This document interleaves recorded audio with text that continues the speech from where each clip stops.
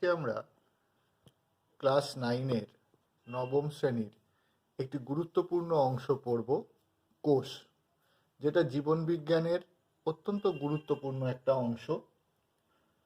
কোষ কি? আমরা জানি পৃথিবীতে যত জীব আছে, সেটা উদ্ভিদ হোক বা প্রাণী হোক, এই জীবের দেহের ক্ষুদ্রতম একক হচ্ছে কোষ। ক্ষুদ্রতম একক বলতে কি বোঝাই? যেমন ধরো, তোমরা রাস্তায় হাঁটতে হাঁটতে অনেক সময় দেখো যে বাড়ি তৈরি হচ্ছে একটা। তো আমি যদি বলি এই বাড়িটার একক কি, অর্থাৎ কোন অংশগুলো পরপর সাজিয়ে বাড়িটা তৈরি হচ্ছে, ক্ষুদ্রতম একক কি বাড়িটার? ঠিকই চিন্তা করছো তোমরা যে এক একটা ইঁট, কারণ এই ইঁটগুলোই পরপর পরপর সাজিয়ে তৈরি হয় সম্পূর্ণ বাড়ি। তাহলে বাড়িটার ক্ষুদ্রতম একক ইঁট, বা বাড়িটার গঠনগত একক, বাড়িটা যে গঠিত হচ্ছে তার গঠনের একক কি? একটা ইঁট। ঠিক একইভাবে তোমরা স্ক্রিনে যে গাঁদা ফুলের মালাটা দেখতে পাচ্ছ, আমি যদি বলি এই গাঁদা ফুলের মালাটার একক কি? ঠিকই ভেবেছ, এক একটি গাঁদা ফুল। দেখো, গাঁদা ফুলগুলো পর পর ছুঁচ দিয়ে গেঁথে তৈরি হচ্ছে গাঁদা ফুলের মালাটা। ঠিক একইভাবে পৃথিবীতে যত জীব আছে, সেটা উদ্ভিদ হোক বা সেটা প্রাণী হোক, তাদের দেহ গঠিত হয় এরকম ক্ষুদ্র ক্ষুদ্র কোষ একত্রিত হয়ে। অর্থাৎ আমরা বলতে পারি যে পৃথিবীর সমস্ত জীবের দেহের ক্ষুদ্রতম একক হলো কোষ, বা বলতে পারি জীব দেহের গঠনগত একক হলো কোষ। এই কোষের উপর সংখ্যা, কোষের একটা জীব দেহে, যেমন ধরো আমাদের মানুষের দেহে কোষের সংখ্যা অসংখ্য, প্রায় 10 লক্ষ কোটি কোষ থাকে আমাদের দেহে। আমাদের আঙুলের ডগা থেকে যদি একটু ছাল তুলে নেওয়া হয়, তাতে দেখা যাবে হাজার হাজার কোষ আছে। তাহলে এর থেকে তোমরা বুঝতে পারছো যে কোষ কত ছোট জিনিস। তবে আমাদের পৃথিবীতে যত জীব আছে, কোষের সংখ্যার ওপর ভিত্তি করে আমরা সেই জীব জগৎকে দুভাগে ভাগ করতে পারি। একটা হচ্ছে এককোষী জীব, আর একটা হচ্ছে বহুকোষী জীব।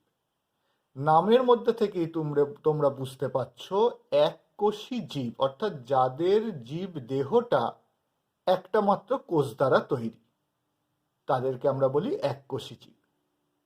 এককোষী জীবের মধ্যে এককোষী উদ্ভিদও আছে, যেমন ক্ল্যামাইডোমোনাস। আবার এককোষী প্রাণীও আছে, যেমন অ্যামিবা, প্যারামেসিয়াম, এরা হচ্ছে এককোষী প্রাণী।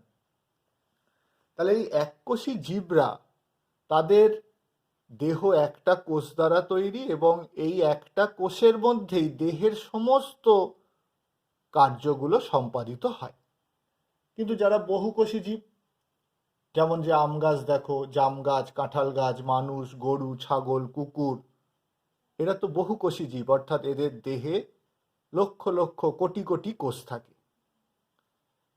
কিন্তু সবচেয়ে আশ্চর্যের ব্যাপার যেটা, এই যারা আমরা বহুকোষী জীব, আমাদের জীবন কিন্তু শুরু হয়েছিল একটা মাত্র কোষ দিয়ে। এবং আমাদের জীবনের যখন শুরু হয়েছিল একটা কোষ দিয়ে, সেই প্রথম কোষটার নাম কি জানো? সেই প্রথম কোষটার নাম হচ্ছে, এরকম একটা কোষ দিয়ে শুরু হয়েছিল জীবন, এই কোষটার নাম হচ্ছে জাইগোট। এরপরে এই কোষটা বিভাজিত হয়ে দেখা যায়, এখান থেকে দেখা যায় যে দুটো কোষ তৈরি হলো। তাহলে একটা কোষ থেকে দুটো কোষ কিভাবে তৈরি হলো? একটা কোষ থেকে যে প্রক্রিয়ায় দুটো কোষ তৈরি হলো, সেই প্রক্রিয়াটাকে বলা হয় কোষ বিভাজন। কোষ বিভাজনের মাধ্যমে দুটো কোষ তৈরি হলো, দুটোর থেকে এটা ভেঙে আর একটা, এটা ভেঙে একটা, চারটে তৈরি হলো, চারটের থেকে দেখা গেল 8টা কোষ তৈরি হলো। এইভাবে কোষের সংখ্যা বাড়তে থাকে। কোষের সংখ্যা বাড়তে বাড়তে আস্তে আস্তে বহুকোষী জীবের সৃষ্টি হয়। মানুষের ক্ষেত্রেও প্রথম তৈরি কোষটা হচ্ছে, আমাদের সবার জীবন শুরু হয়েছিল একটা মাত্র কোষ থেকে, দ্যাট ইজ জাইগোট। এরপর এই জাইগোটটা কোষ বিভাজনের মাধ্যমে কোষের সংখ্যা বাড়তে বাড়তে আস্তে আস্তে তৈরি হয় ভ্রূণ। সেই ভ্রূণ থেকে তৈরি হয় শিশু। সেই শিশুর দেহ কোষ বিভাজনের মাধ্যমে, অর্থাৎ কোষের সংখ্যা বাড়তে বাড়তে আস্তে আস্তে পূর্ণবয়স্ক মানুষের সৃষ্টি হয়। তাহলে আমরা বুঝতে পারলাম একটা জিনিস, যে যারা বহুকোষী জীব তাদেরও জীবন শুরু হয়েছিল কিন্তু একটা মাত্র কোষ থেকেই। এবার আমরা চলে আসছি কোষ আবিষ্কারের ইতিহাস। এই কোষ যে সম্পর্কে কিন্তু মানুষের আগে কোনো ধারণা ছিল না। 1665 খ্রিস্টাব্দে রবার্ট হুক বলে একজন ব্যক্তি, তিনি নিজেই একটা অণুবীক্ষণ যন্ত্র তৈরি করেছিলেন, এবং সেই অণুবীক্ষণ যন্ত্রের মধ্যে তিনি কর্ক জানো কি, আগেকার দিনে সেই হোমিওপ্যাথিক শিশিগুলোর ওপরে যে ঢাকনাটা থাকতো সেটা হচ্ছে কর্কের। সেই কর্কের তিনি প্রস্থচ্ছেদ করেছিলেন, অর্থাৎ ব্লেড দিয়ে দিয়ে পাতলা মেশিনের সাহায্যে পাতলা পাতলা করে এই কর্কের ছিপিটা কেটে সেটাকে মাইক্রোস্কোপের তলায় যখন দেখেছিলেন, তখন কি দেখেছিলেন তিনি? তখন তিনি দেখলেন যে ওই মাইক্রোস্কোপের তলায় ছোট্ট ছোট্ট কতগুলো প্রকোষ্ঠ কুঠুরি দেখতে পেলেন। সেই কুঠুরিগুলোরই তিনি নাম দিয়েছিলেন সেল, যেটাকে আমরা বলে থাকি কোষ। কিন্তু রবার্ট হুক যে এই কোষ দেখেছিলেন, এগুলো ছিল সব মৃত কোষ। ওই জন্য এই কুঠুরিগুলোর ভেতরে কিন্তু কোনো কিছু ছিল না। পরবর্তী ক্ষেত্রে বিজ্ঞানী লিউয়েনহক 1664 খ্রিস্টাব্দে প্রথম জীবিত কোষ অর্থাৎ সজীব কোষ দেখতে পান। এক্ষেত্রে কি? এক্ষেত্রে কোষগুলোর ভেতর কিন্তু ফাঁকা ছিল না, এক ধরনের তরল দ্বারা পূর্ণ ছিল, যাকে বলা হয় প্রোটোপ্লাজম। সেটা আমরা একটু পরে দেখব। এছাড়া এর আরো পরবর্তী সময়ে 1932 খ্রিস্টাব্দে নল এবং রুস্কা দুজন ব্যক্তি ইলেকট্রন অণুবীক্ষণ যন্ত্র আবিষ্কার করেছিলেন। তারা যে ইলেকট্রন অণুবীক্ষণ যন্ত্র আবিষ্কার করেছিলেন সেটার ছবি যেমন তোমরা স্ক্রিনে দেখতে পাচ্ছ। পরবর্তী ক্ষেত্রে এই ইলেকট্রন অণুবীক্ষণ যন্ত্রকে আরও উন্নত করা হয়, এবং বর্তমানে যে ইলেকট্রন অণুবীক্ষণ যন্ত্র কেমন দেখতে সেটাও তোমরা স্ক্রিনে দেখতে পাচ্ছ। এবার আমরা দেখে নিই কোষ দেখতে কেমন। দেখো তোমরা স্ক্রিনে দুটো কোষের ছবি দেখতে পাচ্ছ। বাঁ দিকেরটা হচ্ছে উদ্ভিদ কোষ আর ডান দিকেরটা হচ্ছে প্রাণী কোষের ছবি। এই উদ্ভিদ কোষ এবং প্রাণী কোষে কি পার্থক্য দেখা যায়, কি তাদের গঠন বৈচিত্র্য, আমরা সেগুলো পরে পড়ব। আমরা এখন এই কোষের মধ্যে কি কি থাকে তার সম্পর্কে একটা সংক্ষিপ্ত ধারণা করব। প্রত্যেকটা পার্ট সম্পর্কে আমাদের পড়তে হবে ডিটেলসে, সেগুলো আমরা পরে পড়ব। একদম প্রথমে দেখো, আমরা এই কোষকে দুটো পার্টে প্রথমে ভাগ করছি। একটা হচ্ছে কোষ আবরক আর একটা হচ্ছে প্রোটোপ্লাজম। এই যে দেখো দুটো কোষের ছবি দেখতে পাচ্ছ তোমরা, উদ্ভিদ কোষ এবং প্রাণী কোষ। এই প্রাণী কোষের বাইরে যে পর্দাটা রয়েছে, এই পর্দাটাকে বলা হয় কোষ পর্দা। আর উদ্ভিদ কোষে এইটা হচ্ছে কোষ পর্দা। এই কোষ পর্দার বাইরে দেখো আরো একটা প্রাচীর রয়েছে, অনেক মোটা। এই প্রাচীরটাকে বলা হয় কোষ প্রাচীর। তাহলে আর ভেতরে একটা তরল থাকে, কোষ পর্দার ভেতরে একটা অর্ধতরল অংশ থাকে, এর ভেতরেও দেখো একটা অর্ধতরল অংশ রয়েছে। এই অর্ধতরল অংশটাকে আমরা বলে থাকি প্রোটোপ্লাজম। আর প্রোটোপ্লাজমের বাইরে যে আবরণ থাকে তাকে আমরা বলছি কোষ আবরক। তাহলে এই কোষ আবরক দেখো দু রকম হতে পারে। কি কি? কোষ প্রাচীর আর কোষ পর্দা। কোষ পর্দা কোথায় দেখতে পাচ্ছ? দেখো, কোষ পর্দা প্রাণী কোষেও দেখা যাচ্ছে, প্রাণী কোষের একদম বাইরে। আবার এই কোষ পর্দা উদ্ভিদ কোষেও দেখা যায়, তবে উদ্ভিদ কোষের একদম বাইরে কোষ পর্দা থাকে না, কারণ কোষ পর্দার বাইরে আবার থাকে কোষ প্রাচীর। তাহলে কোষ পর্দা আমরা কি বলবো? দেখো, এখানে পি লিখেছি, মানে plant cell, A for animal cell. অর্থাৎ কোষ পর্দা উদ্ভিদ কোষেও দেখতে পাওয়া যায়, প্রাণী কোষেও দেখতে পাওয়া যায়। কিন্তু কোষ প্রাচীরের নিচে দেখো পি লেখা আছে, অর্থাৎ শুধু প্ল্যান্ট সেল, অর্থাৎ শুধু উদ্ভিদ কোষে কোষ প্রাচীর থাকে, কোষ প্রাচীর কিন্তু প্রাণী কোষে থাকে না। এবার আমরা চলে আসছি কোষ প্রাচীরের কিছু বৈশিষ্ট্য। কোষ প্রাচীরে কি বৈশিষ্ট্য দেখতে পাওয়া যায়? দেখো, আমরা তলায় লিখেছি কোষ প্রাচীর পুরু, দেখো অনেক চওড়া, অনেক স্থূল। কোষ প্রাচীর জড়, অর্থাৎ কোষ প্রাচীর যে উপাদান দ্বারা তৈরি সেই কোষ প্রাচীরটা হচ্ছে জড়, সজীব নয়। কিন্তু কোষ পর্দা কিন্তু সজীব। কোষ প্রাচীর যেমন পুরু, কোষ পর্দা কিন্তু দেখো পাতলা। কোষ প্রাচীরে বিভিন্ন উপাদান থাকে, সেলুলোজ, হেমিসেলুলোজ, তবে কোষ প্রাচীরের প্রধান উপাদান হচ্ছে সেলুলোজ। আর একটা বলা আছে কোষ প্রাচীর হচ্ছে ভেদ্য, আর কোষ পর্দা দেখো বলেছে প্রভেদক ভেদ্য। এই দুটো জিনিসের মানে কি? এই দুটো জিনিসের মানে জানতে গেলে আমাদের কতগুলো টার্ম একটু জানতে হবে। সেই টার্মগুলো কি কি? প্রথম আমি লিখছি দ্রবণ। দ্রবণ কি? দ্রাবকী, দ্রাবক কি? ধরো একটা চিনি গোলা জল, চিনি গোলা জল, এই চিনি গোলা জলটা হচ্ছে দ্রবণ। এই চিনি গোলা জলের দ্রাবকী চিনি, আর দ্রাবক কি? জল। তাহলে আমরা বলতে পারি দ্রবণ ইজুকাল টু দ্রাবক প্লাস দ্রাবক। তাহলে দ্রাবক কাকে বলবো? দ্রাবকের মধ্যে যেটা গুলে দেওয়া হয় সেটাই হচ্ছে দ্রাবক। আর দ্রাবক কাকে বলবো? দ্রাবকে যার মধ্যে গোলা হয় সেটা হচ্ছে দ্রাবক। এটা হবে দ্রাবক। হ্যাঁ, তাহলে দ্রাব আর দ্রাবক দুটোকে যোগ করলে আমরা পাই দ্রবণ। এবারে আমরা কতগুলো পর্দার কথা বলবো। এই পর্দাগুলো কাকে বলে? প্রথম হচ্ছে অভেদ্য পর্দা, ভেদ্য পর্দা, অর্ধভেদ্য পর্দা, আর একটা হচ্ছে প্রভেদক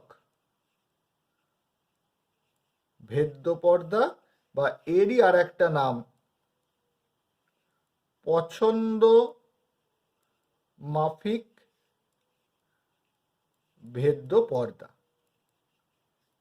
কাকে বলে? এই ধরো একটা পর্দা আছে, এই পর্দার মধ্যে দিয়ে যদি দ্রবণের দ্রাব এবং দ্রাবক কোনোটাই যেতে না পারে, আমি ধরে নিলাম এপাশে চিনি গোলা জল আছে, এই ছোট ডটগুলো হচ্ছে জলের অণু, আর এই বড়গুলো হচ্ছে চিনির অণু। তাহলে এই ছোট ডটগুলো হচ্ছে দ্রাবক, বড় ডটগুলো হচ্ছে দ্রাব। যদি দ্রাবক এবং দ্রাব কোনোটাই যেতে না পারে পর্দা ভেদ করে, তাহলে তাকে বলে অভেদ্য পর্দা। যদি দ্রাবকের অণু এবং দ্রাবর অণু দুটোই পর্দা ভেদ করে যেতে পারে, তাকে বলে ভেদ্য পর্দা। তাহলে কোষ প্রাচীর হচ্ছে ভেদ্য পর্দা, অর্থাৎ কোষ প্রাচীরের মধ্যে দিয়ে দ্রবণ পাস করতে পারে, দ্রাবক দুটোই পাস করতে পারে। অর্ধভেদ্য পর্দা কাকে বলে? যে পর্দার মধ্যে দিয়ে দ্রবণের এই দ্রাবকগুলো পাস করতে পারে কিন্তু দ্রাবগুলো পাস করতে পারে না, তাকে বলে অর্ধভেদ্য পর্দা। আর প্রভেদক ভেদ্য বা পছন্দ মাফিক ভেদ্য পর্দা কাকে বলবো? যে পর্দার মধ্যে দিয়ে দ্রবণের দ্রাবক অণুগুলো পাস করতে পারে কিন্তু দ্রাবর মধ্যে সব দ্রাব অণু পাস করতে পারে না, কিছু কিছু দ্রাব অণু পাস করতে পারে, আবার কিছু কিছু দ্রাব অণু আটকে যায়, পাস করতে পারে না। অর্থাৎ পর্দা তার পছন্দ মতন কিছু কিছু দ্রাব অণুকে পাস করতে দেয়। ওই জন্য এই পর্দাকে বলা হয় পছন্দ মাফিক ভেদ্য পর্দা বা প্রভেদক ভেদ্য পর্দা। আমাদের কোষ পর্দা হচ্ছে এরকম প্রভেদক ভেদ্য পর্দা। তাহলে আমরা কোষ প্রাচীরের কি কি বৈশিষ্ট্য দেখলাম? কোষ প্রাচীর হচ্ছে পুরু, অর্থাৎ দেখতে পাচ্ছ অনেকটা পুরু। ভেদ্য, অর্থাৎ এই কোষ প্রাচীরের মধ্যে দিয়ে দ্রবণের দ্রাব এবং দ্রাবক দুটোই পাস করতে পারে। কোষ প্রাচীর হচ্ছে জড় পদার্থ দিয়ে তৈরি এবং কোষ প্রাচীরের প্রধান উপাদান হচ্ছে সেলুলোজ। কোষ প্রাচীরের কাজ কি?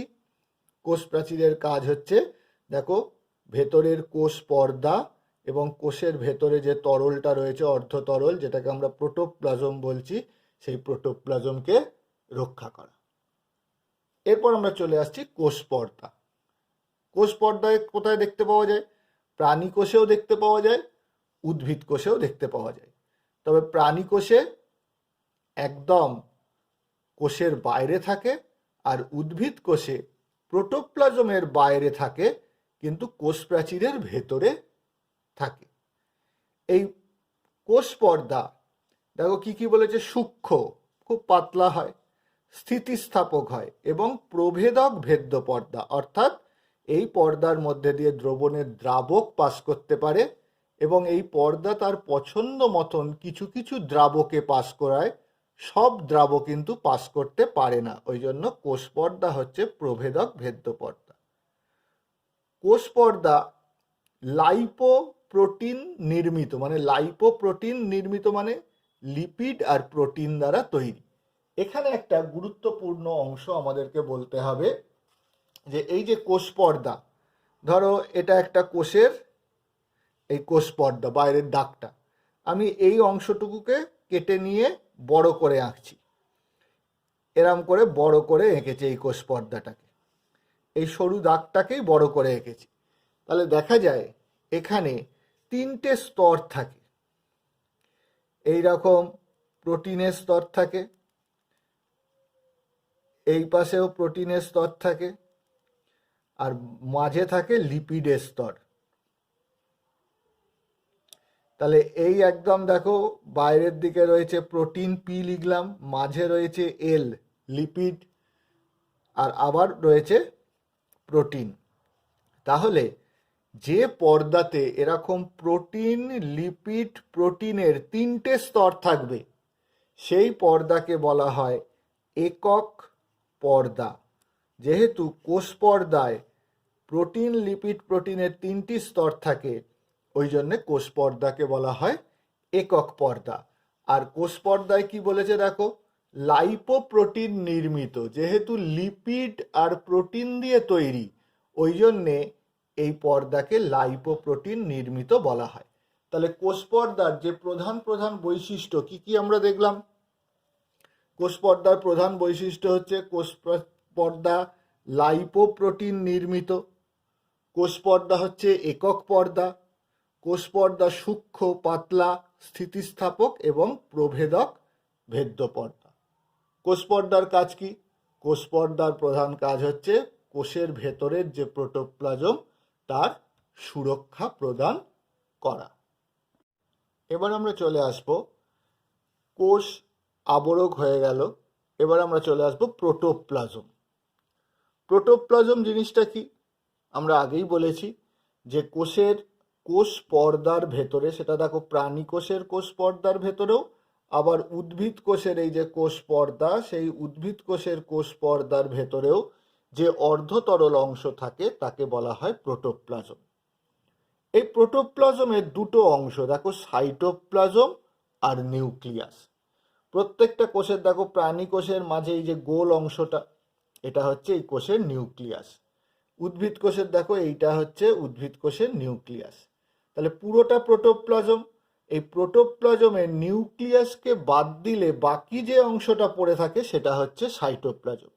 এই কোষের দেখো এইটা নিউক্লিয়াস, তাহলে ভেতরের পুরোটা প্রোটোপ্লাজম।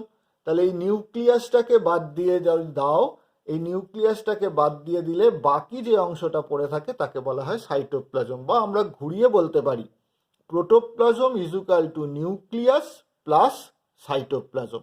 তাহলে দেখো ওই জন্য প্রোটোপ্লাজমকে দুটো পার্ট করা হয়েছে, একটা হচ্ছে সাইটোপ্লাজম, একটা হচ্ছে নিউক্লিয়াস।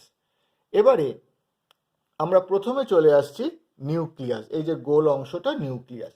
এই নিউক্লিয়াসে কি অংশ দেখতে পাওয়া যায়? আমরা খুব সংক্ষেপে এখানে নিউক্লিয়াসের জাস্ট একটা আইডিয়া নিয়ে নেব।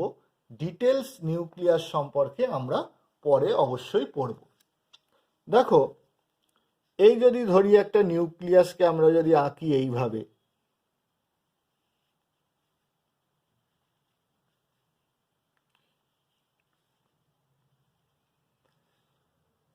এই নিউক্লিয়াসের দুটো পর্দা থাকে। দেখো, এই একটা পর্দা এঁকেছি, এই পর্দাটা কিন্তু একক পর্দা। আর একটা একক পর্দা দেখো এর বাইরে দিয়ে আঁকছি।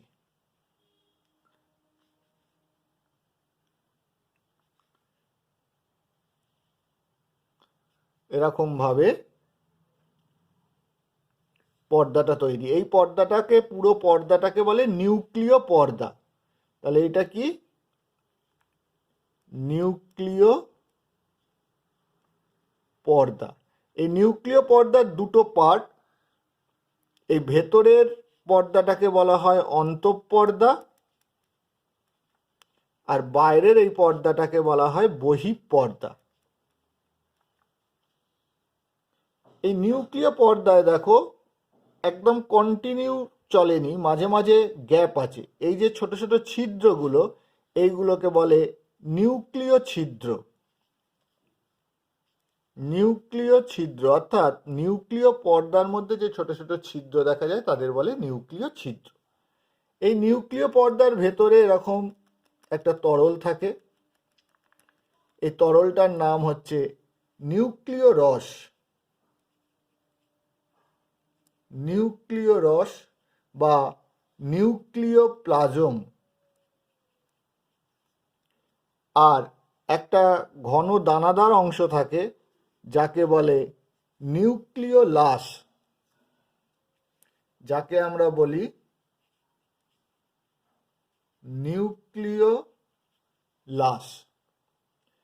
আর এই নিউক্লিয় প্লাজম বা নিউক্লিয় রসের মধ্যে এরম সরু সরু দেখা যায় সুতোর মতো তন্তু এরম প্যাঁচ খেয়ে জট পাকিয়ে থাকে। এইগুলোকে বলা হয় নিউক্লিয় জালিকা, বা এর আর একটা নামও আছে ক্রোমাটিন জালিকা।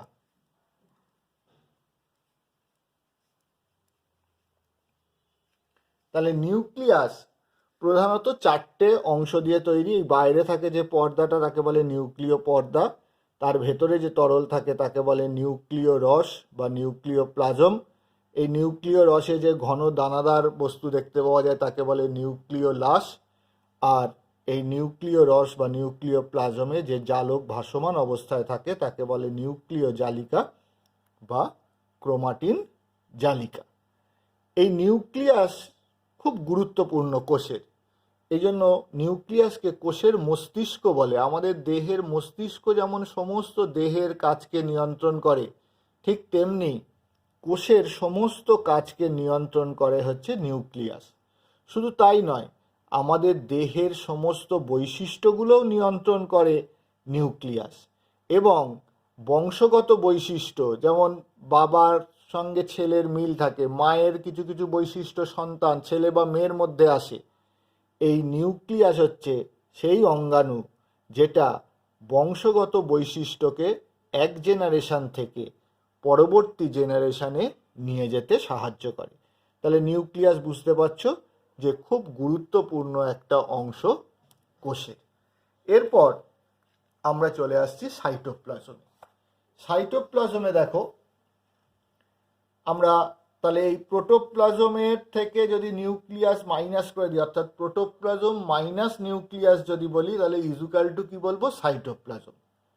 সাইটোপ্লাজম একটা অর্ধতরল অংশ, এবং এই সাইটোপ্লাজমের দেখো এই যে কোষ দেখতে পাচ্ছ তোমরা, এই কোষের এই অংশটা কি? কেন্দ্রীয় অংশ। আর এই ধারটা হচ্ছে পরিধির অঞ্চল। এই পরিধির দিকে দেখা যায়, কোষের পরিধির দিকে সাইটোপ্লাজমের ঘনত্ব একটু কম হয় এবং দানাবিহীন হয়। এই অংশটাকে বলা হয়, এই অংশের সাইটোপ্লাজমকে বলা হয় একটোপ্লাজম। একটো মানে বাইরে, আর এন্ডো মানে ভেতরে। আর এই কেন্দ্রের দিকে, অর্থাৎ মাঝের দিকে, এই কেন্দ্রের দিকে সাইটোপ্লাজম একটু ঘনত্ব বেশি হয় এবং দানাযুক্ত হয়। এই জায়গার সাইটোপ্লাজমকে বলা হয় এন্ডোপ্লাজম। তাহলে একটোপ্লাজম কাকে বলবো? কোষের কোষ পর্দার দিকের, অর্থাৎ পরিধির দিকে সাইটোপ্লাজমের ঘনত্ব কম হয় এবং কম দানাযুক্ত, এই সাইটোপ্লাজমের অংশকে বলা হয় একটোপ্লাজম। আর এই কোষের কেন্দ্রের দিকে সাইটোপ্লাজমের ঘনত্ব বেশি এবং দানাযুক্ত হয়, এই কেন্দ্রের দিকে সাইটোপ্লাজমটাকে বলা হয় এন্ডোপ্লাজম। এই কোষের সাইটোপ্লাজম খুব গুরুত্বপূর্ণ একটা অংশ, কারণ এই সাইটোপ্লাজম, দেখো এর ভেতরে বিভিন্ন কোষ অঙ্গাণু আছে, এই কোষ অঙ্গাণুগুলোকে ধারণ করে কিন্তু আমাদের এই সাইটোপ্লাজম। এবার আমরা সাইটোপ্লাজমের বিভিন্ন কোষ অঙ্গাণু নিয়ে আলোচনা করব। সাইটোপ্লাজমে যে কোষ অঙ্গাণু দেখতে পাওয়া যায়, যেমন ribosome, centrosome, Golgi body, plastid, endoplasmic reticulum, lysosome, এইসব যে কোষ অঙ্গাণুগুলো আমরা দেখতে পাই, এই কোষ অঙ্গাণুগুলো এই সাইটোপ্লাজম ধারণ করে, অর্থাৎ সাইটোপ্লাজমই এইগুলোকে ধরে রাখে। তাই জন্য বলা হয় এই কোষ অঙ্গাণুগুলোর ধাত্র হচ্ছে সাইটোপ্লাজম। এবার আমরা এক এক করে এক একটা কোষ অঙ্গাণু নিয়ে আলোচনা করব। আমরা কোষ অঙ্গাণুগুলোকে তিনটে ভাগ করে নেব। একটা হচ্ছে পর্দাবিহীন কোষ অঙ্গাণু, অর্থাৎ যে কোষ অঙ্গাণুগুলোর বাইরে কোনো পর্দা নেই। দ্বিতীয় করব একক পর্দা বিশিষ্ট কোষ অঙ্গাণু, অর্থাৎ যে কোষ অঙ্গাণুগুলো বাইরে একটা একক পর্দা দ্বারা আবৃত থাকবে। আর একটা ভাগ করব দ্বি একক পর্দাবৃত কোষ অঙ্গাণু, অর্থাৎ যে কোষ অঙ্গাণুর বাইরে দুখানা একক পর্দা দ্বারা আবৃত থাকবে। আমরা প্রথমে চলে আসছি পর্দাবিহীন কোষ অঙ্গাণু। এই পর্দাবিহীন কোষ অঙ্গাণু দুটো হয় কোষে, রাইবোজোম আর সেন্ট্রোজোম। দেখো এই যে ছবিটা আমরা দেখতে পাচ্ছি, দুটো ছবি পাশাপাশি, একটা বাঁদিকে উদ্ভিদ কোষের ছবি, ডান দিকে হচ্ছে প্রাণী কোষের ছবি। এই উদ্ভিদ কোষের মধ্যে একদম দেখো এই যে ডট ডটগুলো দেখতে পাচ্ছ তোমরা, এই যে যেমন এই ডট ডটগুলো দেখতে পাচ্ছ, এই ডটগুলো হচ্ছে রাইবোজোম দানা। ঠিক একইভাবে প্রাণী কোষে এই যে ডটগুলো তোমরা দেখতে পাচ্ছ, এই ডটগুলো হচ্ছে রাইবোজোম দানা। তাহলে রাইবোজোম দানা প্রাণী কোষ এবং উদ্ভিদ কোষ দুটো ধরনের কোষেই দেখতে পাওয়া যায়। তাহলে দেখো ওই জন্য রাইবোজোমের নিচে আমরা লিখেছি পি আর A. P for plant cell অর্থাৎ উদ্ভিদ কোষেও দেখা যায়, এ ফর অ্যানিমেল সেল অর্থাৎ প্রাণী কোষেও দেখতে পাওয়া যায়। উভয় কোষেই কিন্তু রাইবোজোম দানা দেখতে পাওয়া যায়। এবং রাইবোজোম দানাগুলোকে আমরা এরকম একটা ডট দিয়ে দেখিয়েছি, কিন্তু আসলে রাইবোজোম দানাতে এরকম দুটো একক থাকে, একটা বড় একটা ছোট। এই দুটো একক যুক্ত হয়ে তৈরি করে রাইবোজোমটা। এর গঠন, কাজ আমরা ডিটেলস পরে পড়ব। তবু কাজ, যেটা প্রধান কাজ সেটা জেনে নিই। কোষের মধ্যে প্রোটিন তৈরি করা, অর্থাৎ প্রোটিন সংশ্লেষ করা হচ্ছে এই রাইবোজোম দানার প্রধান কাজ। আর একটা পর্দাবিহীন কোষ অঙ্গাণু হচ্ছে সেন্ট্রোজোম। দেখো তোমরা দুটো ছবিতে সেন্ট্রোজোম খোঁজো।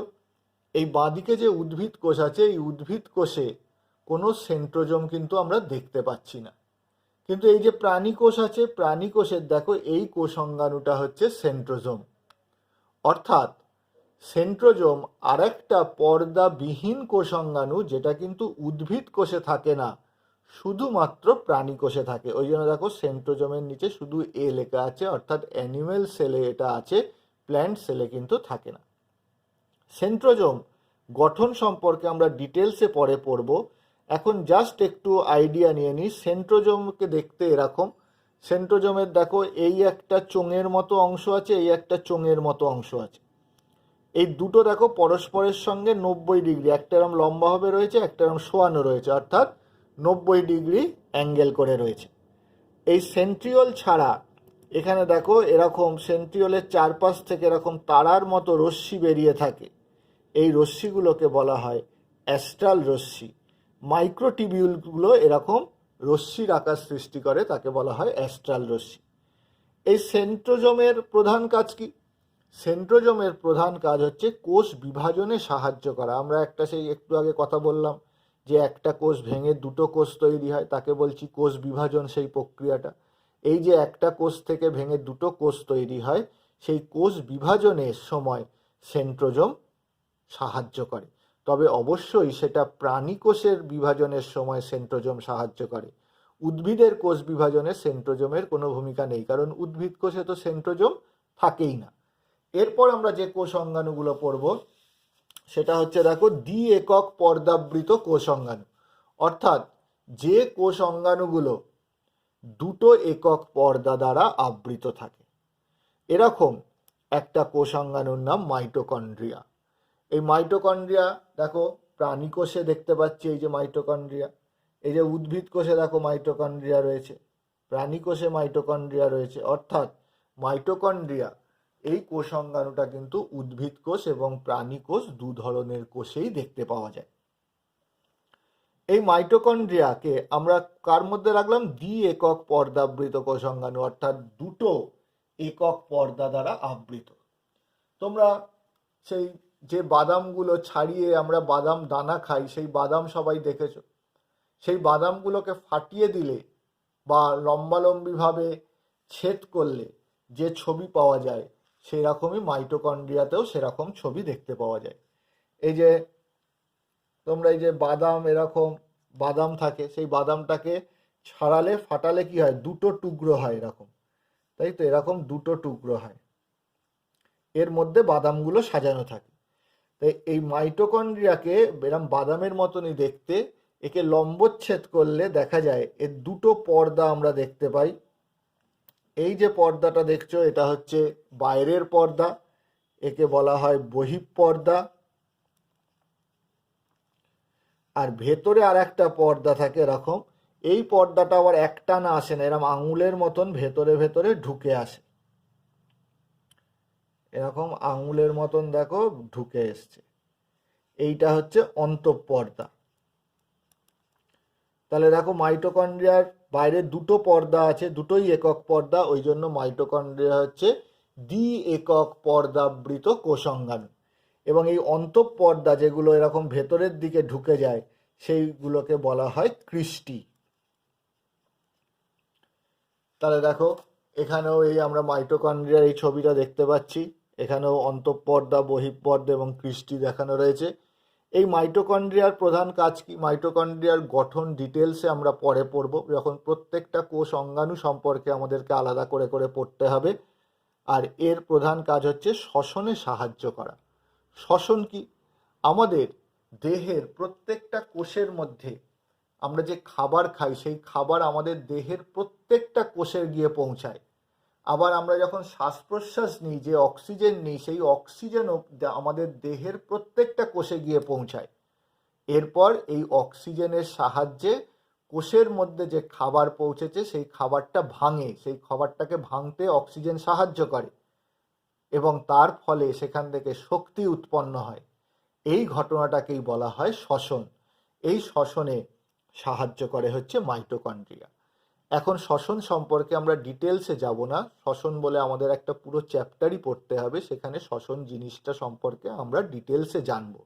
এখন জাস্ট শ্বসন সম্পর্কে একটু আইডিয়া নিশ্চয়ই আমরা বুঝতে পারলাম। এরপর আমরা চলে আসছি আরেকটা কোষ অঙ্গাণু, প্লাস্টিড।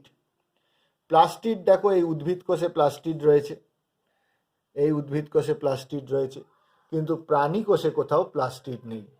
তাহলে প্লাস্টিড দেখা যায় শুধু উদ্ভিদ কোষে, ওই জন্য প্লাস্টিডের দেখো শুধু পি, প্ল্যান্ট সেল লেখা আছে, অ্যানিমেল সেলে প্লাস্টিড থাকে না। প্লাস্টিড তিন ধরনের হয়, সেগুলো আমরা এখানে ডিটেলসে যাচ্ছি না। Chloroplastid, ক্রোমোপ্লাস্টিড, leucoplastid. তার মধ্যে আমরা এখানে যে ছবিটা এঁকেছি সেটা হচ্ছে ক্লোরোপ্লাস্টিডের ছবি। এই ক্লোরোপ্লাস্টিডের প্রধান কাজ হচ্ছে খাদ্য তৈরি করা। উদ্ভিদের যে অংশ সবুজ সেখানেই এই ক্লোরোপ্লাস্টিড থাকে। আর ক্রোমোপ্লাস্টিড হচ্ছে বিভিন্ন সবুজ ছাড়া অন্যান্য রং ধারণ করে, যেমন লাল ফুল দেখো, নীল ফুল দেখো, হলুদ ফুল দেখো, সেখানে ক্রোমোপ্লাস্টিড থাকে। আর একটা হয় লিউকোপ্লাস্টিড, এটা গাছের শেকড় বা মূলে থাকে, এটা বর্ণহীন হয়। তাহলে এই প্লাস্টিডের প্রধান কাজ হচ্ছে খাদ্য তৈরি করা বা ফুলের বর্ণ তৈরি করা, বা মূলে থাকে যেটা লিউকোপ্লাস্ট, সেটা খাদ্য সঞ্চয় করে রাখে।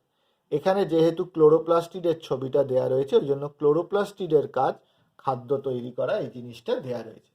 দেখো, ক্লোরোপ্লাস্টিডও হচ্ছে একটা দ্বি একক পর্দাবৃত কোষাঙ্গাণু। কারণ ক্লোরোপ্লাস্টিডেরও যদি আমরা প্রস্থচ্ছেদ করি তাহলে কিরাম ছবি দেখতে পাবো? ক্লোরোপ্লাস্টিডেও এরকম দুখানা পর্দা দেখতে পাবো। দেখো, এই একটা পর্দা, আবার তার বাইরে এরকম আর একটা পর্দা রয়েছে। তাহলে এটা হচ্ছে ক্লোরোপ্লাস্টের বহিঃপর্দা, আর এটা হচ্ছে অন্তঃপর্দা। এই অন্তঃপর্দার ভেতরে একটা তরল থাকে, একে বলা হয়, এই তরল অংশটাকে বলা হয় স্ট্রোমা। আর স্ট্রোমার মধ্যে দেখেছো 1 টাকার কয়েনগুলোকে এরম পরপর পরপর সাজালে যেরম দেখতে হয়, এরকম অসংখ্য 1 টাকার কয়েনকে পরপর সাজালে যেরম দেখতে হয়, এরকম দেখায়। এই এই স্তম্ভটাকে বলা হয় গ্রানা। এরকম একাধিক স্তম্ভ থাকে স্ট্রোমার মধ্যে, এরকম অনেক গ্রানা থাকে। গ্রানাগুলো আবার এরকম নলের মতো অংশ দিয়ে পরস্পরের সঙ্গে যুক্ত থাকে। এই গ্রানার এক একটা অংশকে বলে থাইলাকয়েড। এগুলো আমরা সব ক্লোরোপ্লাস্টিডের গঠন যখন পড়ব, ডিটেলসে পড়ব। প্লাস্টিডের একটা ধারণা দেওয়ার জন্য এই অংশটা তোমাদের বোঝানো হলো। তাহলে দেখো, এরও দুটো পর্দা আছে, একটা বহিঃপর্দা, একটা অন্তঃপর্দা। ওই জন্য এটাও হচ্ছে দ্বি একক, দুটো একক পর্দা দ্বারা আবৃত, দ্বি একক পর্দাবৃত কোষাঙ্গাণুর মধ্যে পড়ছে। এবং এটার প্রধান কাজ হচ্ছে উদ্ভিদের খাদ্য তৈরিতে সাহায্য করা। এরপর আমরা চলে আসছি একক পর্দাবৃত কোষাঙ্গাণু, অর্থাৎ এরপরে যে কোষাঙ্গাণুগুলো আমরা আলোচনা করব সেইগুলো কিন্তু বাইরে একটা পর্দা দ্বারা আবৃত, একটা একক পর্দা দ্বারা আবৃত। এরকম কোষাঙ্গাণু কি আছে? দেখো, গলগি বডি। গলগি বডি দেখো, এই যে গলগি বডি, এটা দেখো প্রাণী কোষেও আছে। এই যে গলগি বডি উদ্ভিদ কোষেও আছে। তাহলে গলগি বডি হচ্ছে একক পর্দাবৃত কোষাঙ্গাণু, যেটা উদ্ভিদ কোষ এবং প্রাণী কোষ দুটোতেই দেখো রয়েছে। গলগি বডি দেখতে কীরকম? এরকম নলের মতন অংশ থাকে যাকে বলে সিস্টার্নি, আর এর পাশে ছোট ছোট এরকম অংশ থাকে যাকে বলে তোমার মাইক্রোভেসিকাল, আর একটু বড় যে গহ্বর থাকে সেগুলোকে বলা হয় ভ্যাকুয়াল। এই গলগি বডির প্রধান কাজ কি? বিভিন্ন উৎসেচক ক্ষরণ করা হচ্ছে গলগি বডির প্রধান কাজ। এরপরে আর একটা কোষাঙ্গাণু চলে আসছি, লাইসোজোম। লাইসোজোম, এই কোষাঙ্গাণুটা দেখো, এই যে এইগুলো হচ্ছে লাইসোজোম, এই লাইসোজোম, এই লাইসোজোম। প্রাণী কোষে দেখতে পাওয়া যাচ্ছে, উদ্ভিদ কোষে কিন্তু কোথাও লাইসোজোম নেই।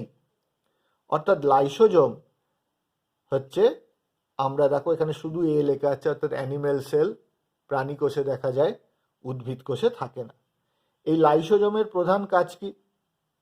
কোষের মধ্যে তোমরা জানো শ্বেত রক্তকণিকা জীবাণু ধ্বংস করে। শ্বেত রক্তকণিকা রক্তে থাকে, যেগুলো জীবাণুকে রক্তের ভেতরের, এই শ্বেত রক্তকণিকা তা গিলে খায়, মানে ভেতরে ঢুকিয়ে নেয়। ঢুকিয়ে নিয়ে এই লাইসোজোমের মধ্যে প্রচুর উৎসেচক থাকে, এই উৎসেচকগুলো এই জীবাণুর ওপর ফেলে দেয়, ফলে জীবাণুগুলো মারা যায়, পাচিত হয়ে যায়।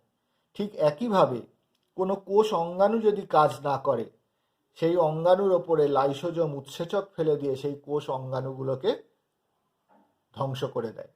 আবার যদি পুরো কোষটাই না কাজ করে, আর তখন এই কোষের সমস্ত লাইসোজোমগুলো একসঙ্গে ফেটে গিয়ে উৎসেচক বার করে পুরো কোষটাকেই নষ্ট করে দিতে পারে। ওই জন্য লাইসোজোমকে বলা হয় সুইসাইডাল ব্যাগ বা আত্মঘাতী থলি। এর প্রধান কাজ কি? উৎসেচক ক্ষরণ করে উৎসেচকের সাহায্যে বিভিন্ন বস্তুকে পাচন ঘটায় বা নষ্ট করে দেয়। এরপর যে অঙ্গাণুটা আছে সেটা হচ্ছে এন্ডোপ্লাজমিক রেটিকুলাম। এন্ডোপ্লাজমিক রেটিকুলাম দেখো কোনগুলো? এই যে এরকম দণ্ডের মতন যে অংশগুলো আছে এইগুলো হচ্ছে এন্ডোপ্লাজমিক রেটিকুলাম। প্রাণী কোষে আছে, আবার এই দেখো উদ্ভিদ কোষেও আছে। কিন্তু এই এন্ডোপ্লাজমিক রেটিকুলাম দেখো, এগুলোও এন্ডোপ্লাজমিক রেটিকুলাম, এগুলোও এন্ডোপ্লাজমিক রেটিকুলাম। এই দুটোর মধ্যে তফাৎ কি? এই এন্ডোপ্লাজমিক রেটিকুলামগুলোর গায়ে কোনো রাইবোজোম দানা লেগে নেই, আর এই এন্ডোপ্লাজমিক রেটিকুলামগুলোর গায়ে রাইবোজোম দানা লেগে আছে। যে এন্ডোপ্লাজমিক রেটিকুলামগুলোর গায়ে রাইবোজোম দানা লেগে নেই সেগুলোর গাটা কি? মসৃণ, ওই জন্য একে বলা হয় মসৃণ এন্ডোপ্লাজমিক রেটিকুলাম বা স্মুথ এন্ডোপ্লাজমিক রেটিকুলাম, বা সংক্ষেপে বলা হয় এস ই। এন্ডোপ্লাজমিক রেটিকুলাম হচ্ছে ইআর, আর স্মুথ এর জন্য এস ইআর।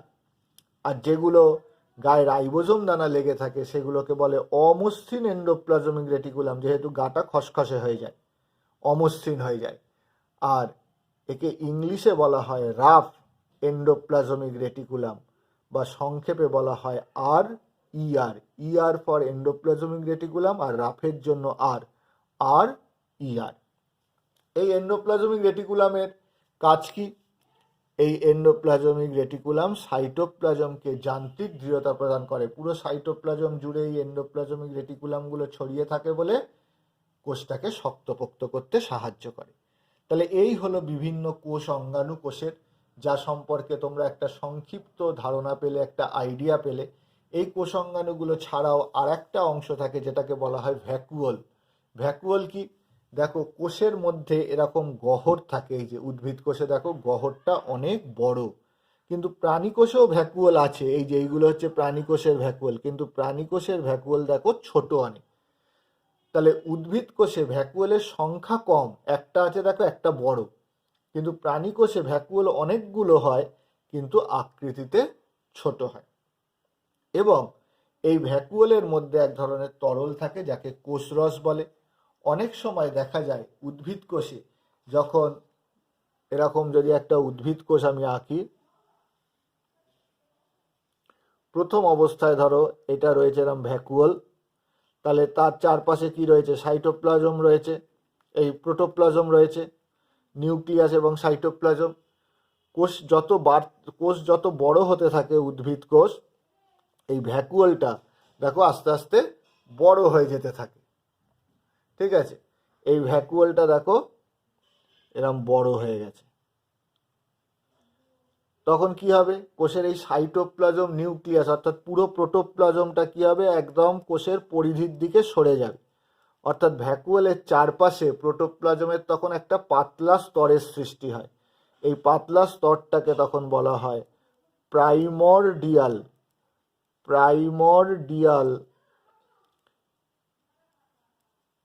ইউট্রিকল।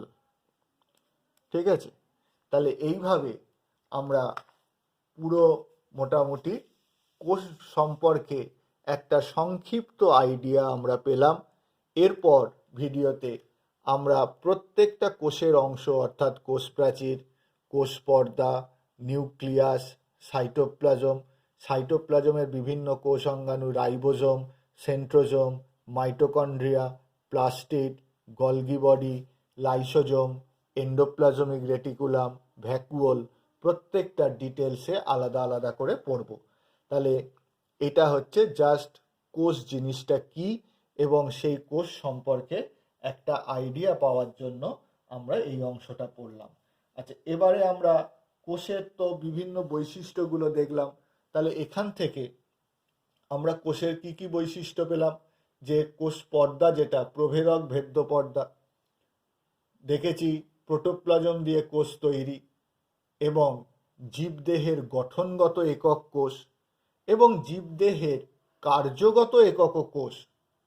আর কি না, সব প্রজননশীল, অর্থাৎ একটা কোষ নিজের থেকে ভেঙে গিয়ে বিভাজিত হয়ে দুটো কোষ তৈরি করতে পারে, অর্থাৎ কোষ প্রজনন করতে পারে। একে বলে নিজেই পারে বলে একে বলে স্বপ্রজননশীল। তাহলে কোষের সংজ্ঞায় আমরা কি বলবো?